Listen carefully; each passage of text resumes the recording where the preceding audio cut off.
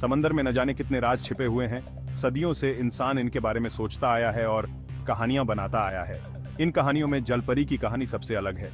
ये जीव आधे इंसान और आधे मछली ने कला, साहित्य और हमारी कल्पना को हमेशा से प्रेरित किया है।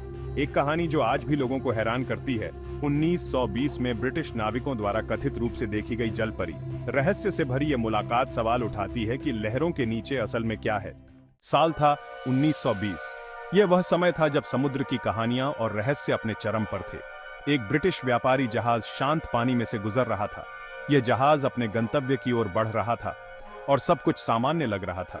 डेक पर सूरज चमक रहा था। नाविक अपने अपने काम में व्यस्त थे और समुद्र की लहरें शांत थीं। नाविक अपने अपने काम में लगे हुए थे। अचानक एक आवाज आई। यह आवाज इतनी अजीब थी कि सभी नाविकों का ध्यान उसकी ओर खींच गया। पानी से एक आकृति निकली। यह आकृति धीरे धीरे पानी से ऊपर उठ रही थी और सभी की नजरें उस पर टिक गईं। यह इंसान जैसा था, पीली त्वचा और लंबे बालों वाला। उसकी उपस्थिति ने सभी को चौंका दिया। नाविक आश्चर्य से देखते रहे। यह आकृति, जो एक औरत की तरह लग रही थी, जहाज के पास मंडराती रही। उसकी हरकतें और उसकी उपस्थिति ने सभी को मंत्रमुग्ध कर दिया। कुछ लोगों ने मछली जैसी पूंछ देखने का दावा किया।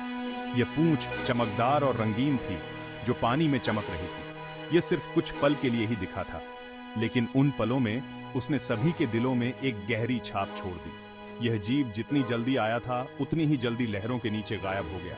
उसकी रहस्यमयी उपस्थिति ने सभी को सोचने पर मजबूर कर दिया। जहाज में आग की तरह यह खबर फैल गई। हर कोई इस अद्भुत घटना के बारे में बात कर रहा था। अनुभवी नाविक होने के बावजूद वे लोग जो देख चुके थे उसे समझा नहीं पा रहे थे। यह घटना उनके लिए एक पहेली बन गई थी और वे सभी इस रहस्य को सुलझाने की कोशिश कर रहे थे। नाविकों की लॉगबुक उस मुलाकात का प्रमाण बन गई। उस जीव के रूप रंग का विस्तृत विवरण लिखा गया था। कुछ नाविकों ने तो उसे अपने हाथों से बनाया भी था। ये चित्र भले ही साफ नहीं थे, लेकिन ध्यान खींचने वाले थे और उनमें एक इंसान जैसा शरीर मछली की पूंछ के साथ दिखाया गया था। इस घटना की खबर जमीन तक पहुंच गई। अखबारों ने इस कहानी को छापा। लोगों की दिलचस्पी बढ़ गई। आधुनिक समय में एक पौराणिक प्राणी के प्रकट होने के विचार ने लोगों को मंत्रमुग्ध कर दिया। हालांकि संदेह भी पैदा होने लगे। नाविकों के विवरण अलग अलग थे। कुछ बातें आपस में मेल नहीं खा रही थीं। कुछ लोगों ने इस घटना पर सवाल उठाए और इसे सच मानने से इनकार कर दिया। उनके लिए यह एक असंभव कहानी थी, जो केवल कल्पना में ही संभव हो सकती थी। नाविकों के बयानों में विसंगतियों ने उनके संदेह को और बढ़ा दिया। कुछ ने कहा कि उनके बयान एक दूसरे से मेल नहीं खाते थे, जिससे यह और भी संदिग्ध हो गया। कुछ लोगों ने तर्क दिया कि नाविकों ने यह सब अपनी कल्पना में ही देख लिया होगा। समुद्र में लंबे समय तक रहने के कारण थकान और मानसिक तनाव ने उनकी सोचने की क्षमता को प्रभावित किया होगा। उनका कहना था कि समुद्र की विशालता दिमाग के साथ खेल खेल सकती है। अनंत जलराशि और एकरसता भ्रम पैदा कर सकती है, जिससे नाविकों को अजीब चीजें दिखाई दे सकती हैं। दूसरों ने एक और आसान व्याख्या पेश की। हो सकता है कि उन्होंने किसी समुद्री जानवर जैसे कि सील या डॉल्फिन को गलती से जलपरी समझ लिया हो। समुद्र में कई अजीब और अनजान जीव होते हैं जिन्हें पहचानना मुश्किल हो सकता है। नाविकों के बयानों और रेखा चित्रों के अलावा कोई ठोस सबूत नहीं होने से संशयवादियों के दावों को खारिज करना मुश्किल हो गया था। उनके चित्र और कहानियां हालांकि दिलचस्प थीं, लेकिन वैज्ञानिक प्रमाणों की कमी थी। रहस्य बना रहा, क्या यह वास्तव में जलपरी का दिखना था या गलत पहचान का मामला? यह सवाल आज भी अनुत्तरित है और समुद्र की गहराइयों में छिपे रहस्यों को और भी गहरा बना देता है। भाग 5। किंवदंतियों में सच्चाई की तलाश। जलपरी की पौराणिक कथाओं की खोज।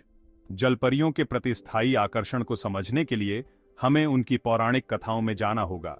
जलपरियां दुनिया भर के लोकगीतों में दिखाई देती हैं। प्राचीन संस्कृतियां इन समुद्री जीवों के बारे में कहानियां बुनती थीं। कुछ कहानियों में उन्हें सुंदर और आकर्षक बताया गया था, जो नाविकों को अपनी मौत के लिए लुभाते थे। दूसरों में उन्हें उदार प्राणी बताया गया था, जो मार्गदर्शन और सुरक्षा प्रदान करते थे। उनमें जो समानता थी, वह थी समुद्र से उनका जुड़ाव, एक ऐसी जगह जो आश्चर्य और खतरे दोनों से भरी है। भाग 6। विज्ञान और अलौकिक तर्कसंगत स्पष्टीकरण। विज्ञान जलपरियों के अस्तित्व का समर्थन करने के लिए कोई सबूत नहीं देता है। जैविक रूप से ऐसे जीवों का होना असंभव है।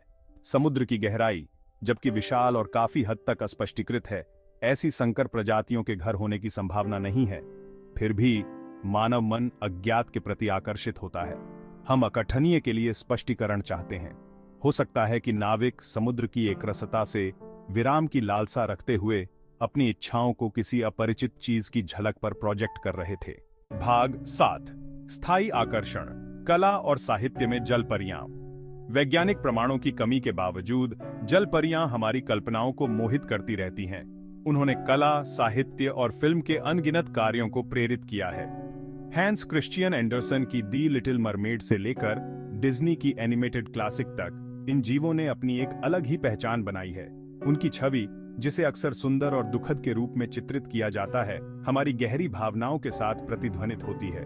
हम उनमें अपनी इच्छाओं, भय और अज्ञात के प्रति आकर्षण का प्रतिबिंब देखते हैं। भाग 8। गहराई की गूंज, जलपरी का निरंतर प्रभाव। 1920 में जलपरी को देखे जाने की घटना, चाहे वह वास्तविक हो या काल्पनिक, मिथक की स्थायी शक्ति की याद दिलाती है। यह अज्ञात के प्रति हमारे आकर्षण और अपने से परे किसी चीज पर विश्वास करने की हमारी इच्छा को दर्शाता है। विज्ञान और तर्क के युग में भी जलपरी का आकर्षण बना हुआ है। हम शायद कभी नहीं जान पाएंगे कि नाविकों ने उस दिन वास्तव में क्या देखा था, लेकिन उनकी कहानी हमारी कल्पनाओं को जगाती रहती है और हमें उन रहस्यों की याद दिलाती है जो हमारी दुनिया की सतह के नीचे छिपे हुए हैं। भाग 9। सतह से परे, हमारे आकर्षण की जांच करना। हम जल परियों के विचार के प्रति इतने आकर्षित क्यों हैं? शायद यह समुद्र से उनका जुड़ाव है, एक ऐसी जगह जो सुंदरता और खतरे दोनों से भरी है। समुद्र अज्ञात का प्रतिनिधित्व करता है, एक ऐसा क्षेत्र जो हमारे नियंत्रण से परे है। इस क्षेत्र के निवासी के रूप में जल परियां अज्ञात के प्रति हमारे आकर्षण और भय दोनों को मूर्त रूप देती हैं। वे हमें याद दिलाती हैं कि दुनिया में अभी भी रहस्य हैं, ऐसी चीजें जिन्हें विज्ञान पूरी तरह से समझा नहीं सकता है। भाग 10। अनुत्तरित प्रश्न, वास्तविक या काल्पनिक। 1920 में जलपरी को देखे जाने की घटना एक रहस्य बनी हुई है। क्या यह मिथक के किसी प्राणी के साथ वास्तविक मुलाकात थी या नाविकों की कल्पना की उपज? निर्णायक सबूतों की कमी ने इस प्रश्न को व्याख्या के लिए खुला छोड़ दिया है। शायद सच्चाई कहीं बीच में है, धारणा, कल्पना और किसी असाधारण चीज पर विश्वास करने की स्थायी मानवीय इच्छा का मिश्रण। रहस्य कई मायनों में आकर्षण का हिस्सा है। भाग 11। निष्कर्ष, रहस्य बना हुआ है। यह अध्याय हमें एक बार फिर से उस रहस्यमयी घटना की ओर ले जाता है जिसने इतिहास के पन्नों में अपनी जगह बनाई है। 1920 में जलपरी को देखे जाने की कहानी हमें हैरान करती रहती है। यह घटना न केवल उस समय के लोगों के लिए बल्कि आज भी हमारे लिए एक पहेली बनी हुई है। यह हमें याद दिलाती है कि समुद्र, उसे तलाशने और समझने के हमारे सर्वोत्तम प्रयासों के बावजूद, अभी भी रहस्यों को समेटे हुए है। गहरे समुद्र की गुफाओं में गोताखोरों की खोज और विशाल महासागर का क्षितिज हमें यह बताता है कि अभी भी बहुत कुछ है जो हम नहीं जानते। कहानी एक सतर्क चेतावनी के रूप में कार्य करती है कि हम जो कुछ भी देखते हैं उसे आसानी से समझाया नहीं जा सकता है। समुद्र की धुंध में गायब होते जहाज और रात के समय का रहस्यमयी समुद्र हमें यह सोचने पर मजबूर करता है कि क्या वास्तव में सब कुछ हमारे समझने के दायरे में है। यह विश्वास की शक्ति और अज्ञात के स्थायी आकर्षण पर भी प्रकाश डालता है। समुद्र के किनारे खड़े होकर क्षितिज की ओर देखते हुए हम उस अज्ञात की ओर खींचते हैं जो हमारे सामने है। जलपरी का रहस्य समुद्र की विशालता की तरह हमें इशारा करता रहता है, हमें अपनी कल्पनाओं की गहराई का पता लगाने और झांत क्षेत्र से परे मौजूद संभावनाओं पर आश्चर्य करने के लिए आमंत्रित करता है। यह हमें प्रेरित करता है कि हम अपने सीमित ज्ञान से परे जाकर नई संभावनाओं की खोज करें।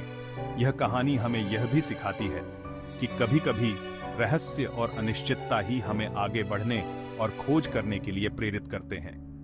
दूरबीन से समुद्र की ओर देखते हुए हम उन अनगिनत संभावनाओं के बारे में सोचते हैं जो हमारे सामने हैं। जैसे जैसे हम अपनी यात्रा के अंत तक पहुंचते हैं, एक सवाल बना रहता है, क्या 1920 में जलपरी जहाज का दर्शन वास्तविक था या केवल कल्पना का एक अंश? रहस्य बना हुआ है, नई पीढ़ियों को सत्य की खोज के लिए प्रेरित करता है। आप क्या मानेंगे?